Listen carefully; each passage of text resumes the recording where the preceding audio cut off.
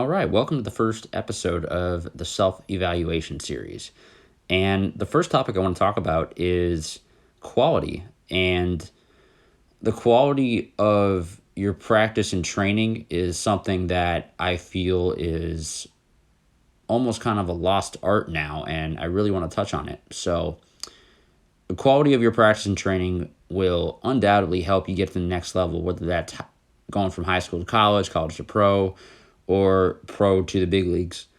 And I feel it's very easy to lose sight of quality, especially when quantity is very it's very encouraged, and I feel overly rewarded. And I'm going to give you a quick example. It's very easy to reward quantity because you have guys that will do a lot of reps in the weight room. Maybe they'll do a plyo routine and long toss and throw a bullpen, do recovery. Like they're doing a lot of work. However, a lot of work done poorly is still subpar work. And then on the other hand, it's very easy to criticize someone and say they have maybe not the best work ethic when they don't do as much as the next guy. But in reality, maybe they can spend half the time in the weight room and half the time on the field and still have a better quality of their practice. And I say this because every time you pick up a ball, whether that's you're going to go play catch or long toss, throw a bullpen, maybe even throw some plyos, every time you pick up a ball, you're trying to master your craft. And there's a big difference between watching a big leaguer, and it doesn't have to be just a pitcher. It could be a position player as well. There's a very big difference between watching a big leaguer and watching a college player. Why?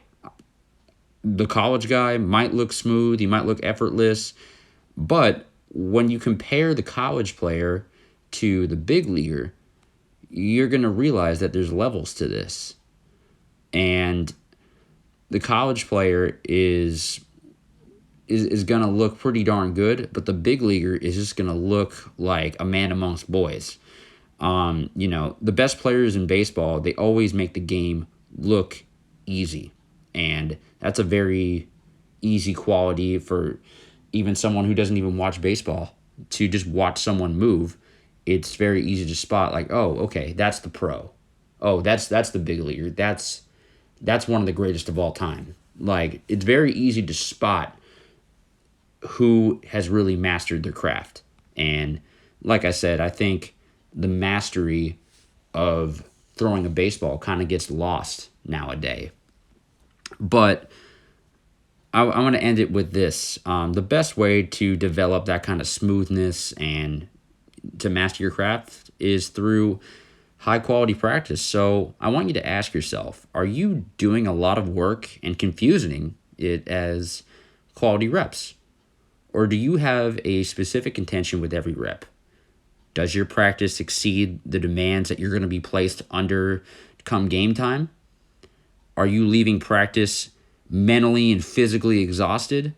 Are you really giving your practice all you've got? Or perhaps are you only given about 70 to 80%, confusing it at 100% because everyone else around you is only exerting 50%?